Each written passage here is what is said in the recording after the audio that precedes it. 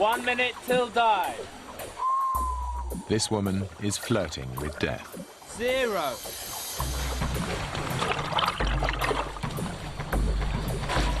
She's trying to dive deeper than any other human being has been before. She'll do it on one single breath of air. During the dive, her heart will almost stop. I'm not scared of dying at all. I just think that when you die, you die. Other vital signs will sink to lethal levels. I hope I don't die painfully. Oh, that was such a cool thing to watch. Blew me away. Blew me away. I'm speechless, man. I'm speechless. She's trying to become the woman who dives the deepest and to return alive.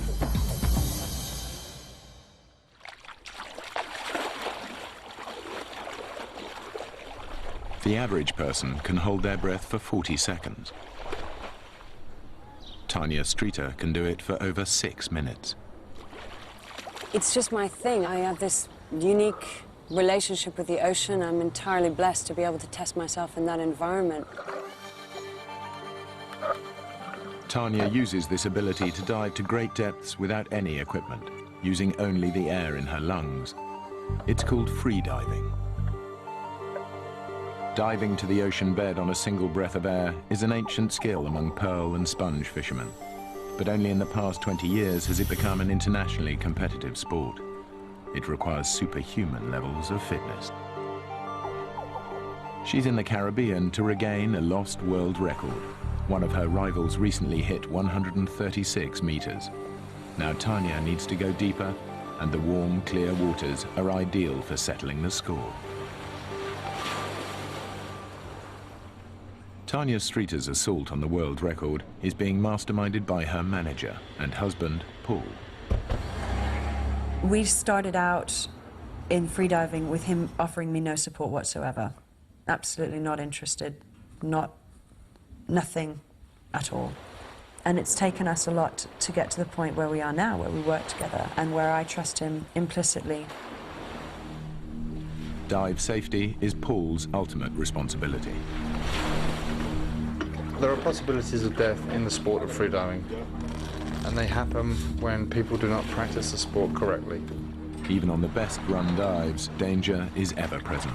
Freedivers can black out and drown. Around 50 die each year. Even the life-giving air in their lungs turns poisonous at depth, making divers feel drunk. And the crushing water pressure can perforate vulnerable eardrums. Okay, that's nice, good. Freediving doesn't usually make the front pages, but the press are naturally interested in a glamorous woman who may be dead in 3 weeks' time. I get frustrated by the way I'm perceived, really frustrated by that. Yeah, Tanya obviously has an attraction. I mean, anybody who says that sex doesn't sell is a liar, because it does. I think that's nice. To regain the world record, Tanya intends to drop 145 meters below the Caribbean Sea. The length of the rope is 3 times the height of Nelson's column. I am honestly not afraid of going so deep. I'm scared that I won't succeed. I'm scared that something might happen down there that I'm not in control of. I'm scared that it's going to hurt more than it did yesterday. During 15 practice dives, Tanya will slowly build up her body's resistance to the pressure and pain of extreme depth. Her support team of divers need highly specialized equipment to go to the depths Tanya reaches simply by holding her breath. It's a big dive to be at that sort of depth, and I can't imagine being at that sort of depth without any equipment whatsoever. It's just totally outside my concept. All right, all safety divers, we're about to have a briefing. If us as divers aren't happy, let's abort the dive, all right? We're going to be no use to Tanya. The signal, which everybody knows for an abort dive scenario, is what? Continual tapping. Yeah, continual tapping on the sticks.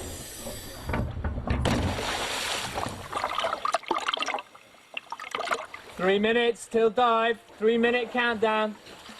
There's an unwelcome visitor below. Can you see it? I think she just spotted an oceanic white-tip shark, which is renowned for being very ferocious. It's just below us, just swimming around, looking for some dinner. The shark disappears, and despite her concern, Tanya decides to go ahead with the dive. There she goes. Go, go, go. That shark spooked her. Tanya descends on a weighted metal sled, which plummets down a rope at 3 meters a second. The rope gets longer with every dive.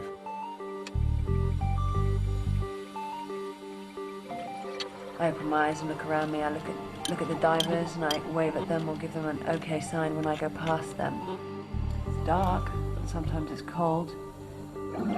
At 50 meters, Tanya's lungs have been squeezed by the pressure to the size of a clenched fist. The sensation in my ears is extremely painful.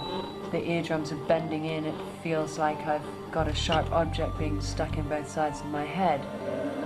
When I get to the bottom, I'm very happy. I just steal a second of time to realize that it is peaceful.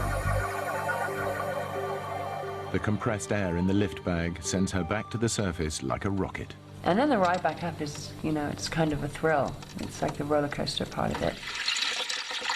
Swimming the last few meters reduces the risk of blacking out.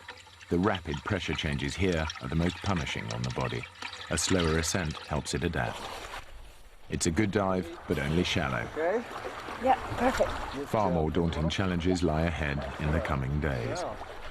Yeah, the shark was on my mind for sure, because you can only see with a mask, you can only see like that, you know, he might be right here.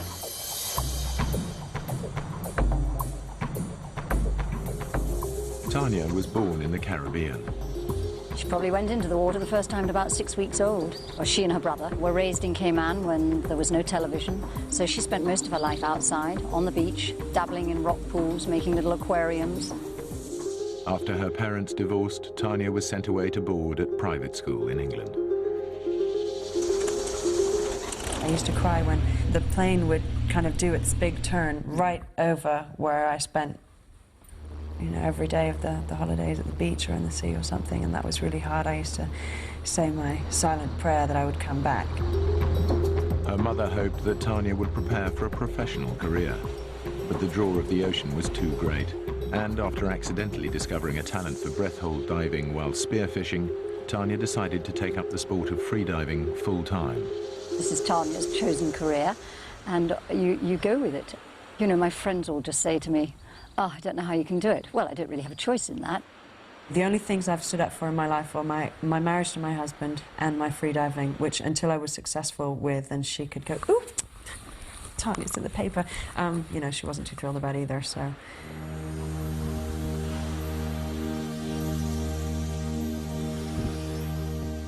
Tanya trains intensively to prepare for a world record. Deep dives cause immense pain because of the crushing effect of water pressure. I do the breathing exercises to really train my body to get used to what it's going to feel like at depth. I've developed strong abdominal muscles to be able to do that and to be able to condition my body to be prepared for that. Tanya's ability to dive so deep seems to be a combination of innate natural talent and intense training. But scientists who study freedivers confess that they don't fully understand how she does it. In theory, it should be impossible for a freediver to dive beyond about 30 meters. For the most part, we can take any fit, healthy individual and get them up to a 4.5-minute breath hold quite easily. To get into the 6 and 7 minute and even 8-minute breath holds, you're looking at a very exceptional person. They're doing things that we can't fully explain. 0. Tanya's dramatic dives are not just about breath holding, but conquering pain. And right now, all the pain is focused on every freediver's weak spot, the ears. The world record attempt is around 5 days away, but for the last few dives, Tanya has failed to reach the bottom of the rope. Her ears lock up, and going deeper could burst an eardrum. At best, this would cause the immediate cancellation of the record bid. At worst, Tanya would lose consciousness because of the pain. She simply cannot afford for that to happen.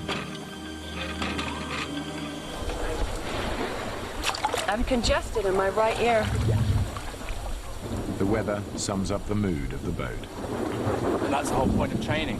But I think she hasn't done any worse, so she's reached a plateau now. She's still got her record in her sights. I am very congested, and I need to get rid of the congestion fast. Okay, I'm just tapping on the head. That's what it's supposed to feel like. Okay. Tapping on the sinus. Oh, it hurt on this side. The island's doctor is used to dealing with diving injuries. Sand. Ow. Sand. This is different. And maybe if I get The doctor diagnoses a severely bruised eardrum and a sinus infection. Don't blow your nose, ever. Just sniff. It's a devastating blow. Tanya cannot dive until the ear recovers, but the record attempt is only 5 days away.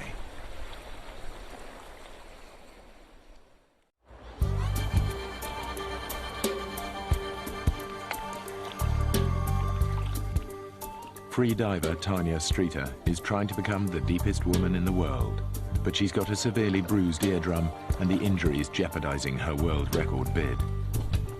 Neither is she hitting her training targets, and she has just one more practice dive before the real thing in 2 days' time. I am scared of not being able to live up to the people that are waiting for me on the dock when I get back who really want the good news, you know. I think pity is a hard thing to handle. Though the odds are stacked against her, Tanya's husband and manager has plans for his wife. Today, hopefully Tanya's sinuses will be a little bit better. And we are going for 145 metres. If she can get that 137 metres would be enough, unofficially, to break the women's world record. But Tanya's ears remain a big worry. It's just like, instead of a nice clear pop, it's... Yeah. He wants me so much to shine. He wants it so much, probably more than anything else. Just make sure you got all your equipment. We don't want to have to turn around once we've left the dock, because Tanya's into her breathing techniques. Morning.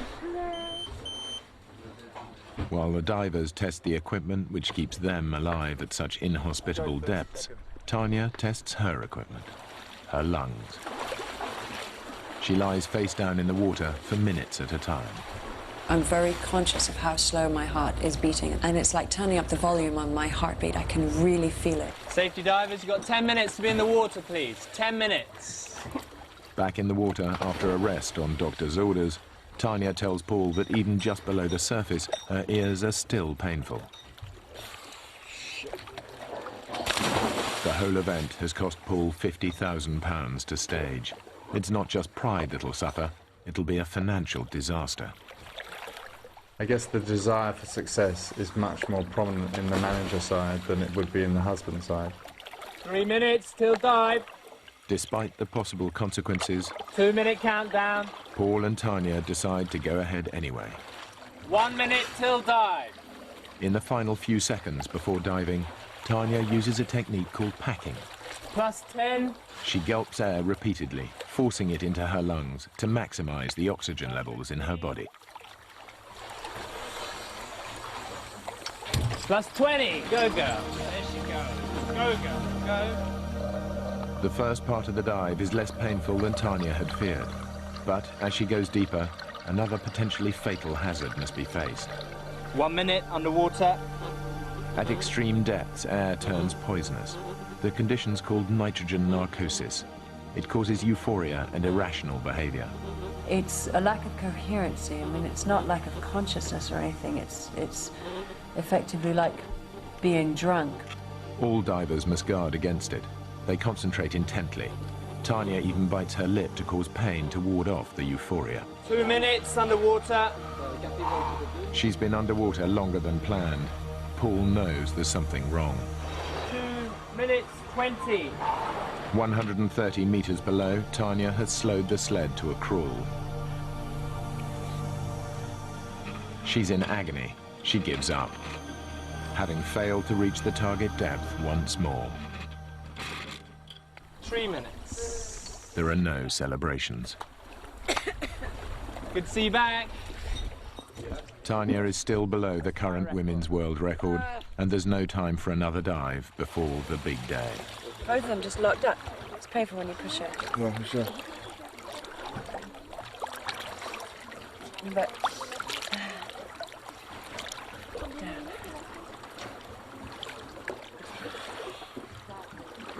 It's the quietest the boat has been for the past 3 weeks. I enjoy the training days so much, but when the pressure is on, it really kind of gets to a stage where you come this far and all the media are there and you just really want it to be over. It's not the reason that I free dive. Ladies and gentlemen, Miss Chemistry. The first thing that Tanya does on dry land is to put on a brave face for the sponsors and the media. Paul is basically responsible for putting this entire event together.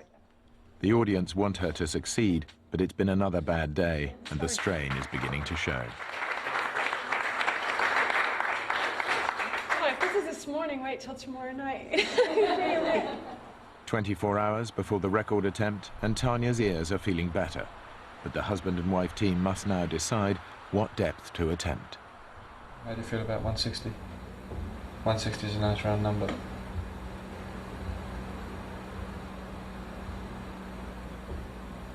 And just go for it. What's that in feet? I think it was... Don't tell me. 525 feet. Okay. Means you'd be the first woman over 500 feet. The target of 160 meters is very ambitious. If Tanya succeeds, it'll be a genuine world first. She will become the world's deepest free diver, man or woman. You just make sure I'm safe down there. I'll make sure you're safe. I'll make sure you know what it's like. I'll make sure everything's set up. I'll double check everything. Make sure the clips are the right way.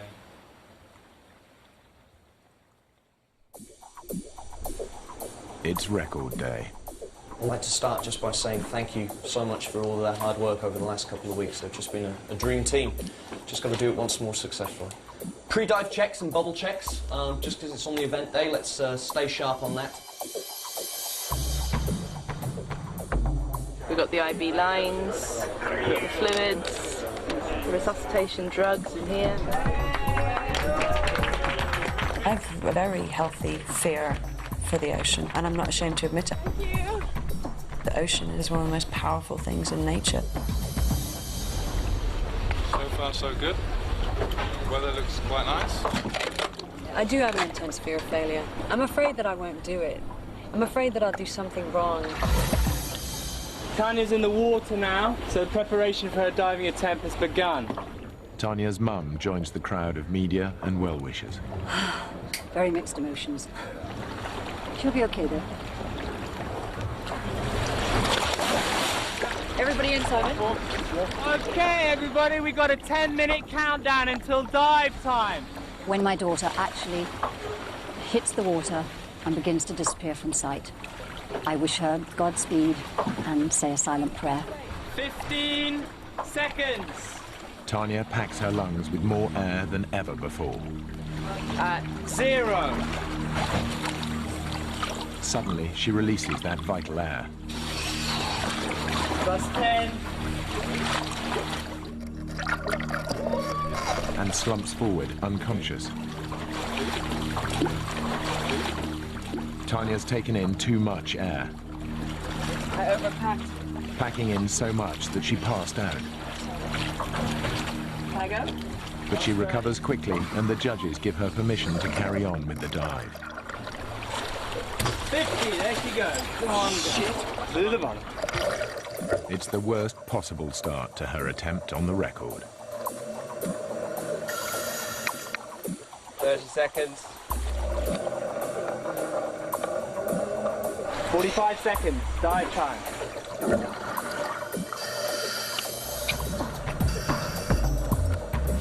1 minute 30. The divers urge Tanya on. 2 minutes, dive time. 2 minutes 30. Tanya reaches bottom, 160 meters. The pain and pressure is overwhelming, but there is a much more serious problem. Nitrogen narcosis strikes. Tanya is euphoric and confused. She forgets to release a simple catch, allowing the lift bag to propel her to the surface. She's in much more danger than she realizes. 2 minutes 50. The deepest diver passes his equipment's depth limit to try and help her. But after an agonizing delay, she finally thinks clearly and releases the catch.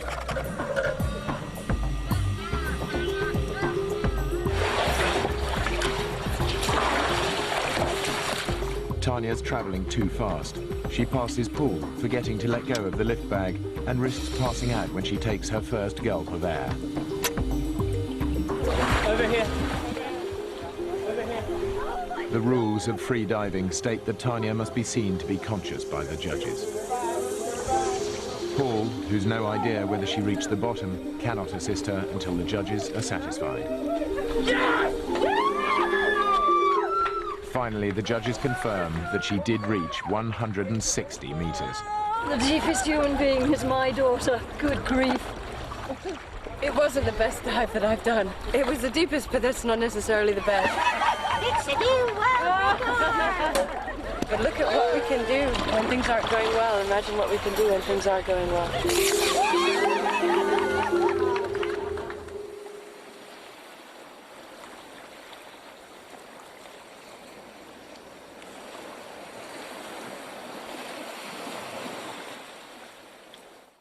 And miraculous situations continue as next on 5 Life we have the woman with the mysterious brain.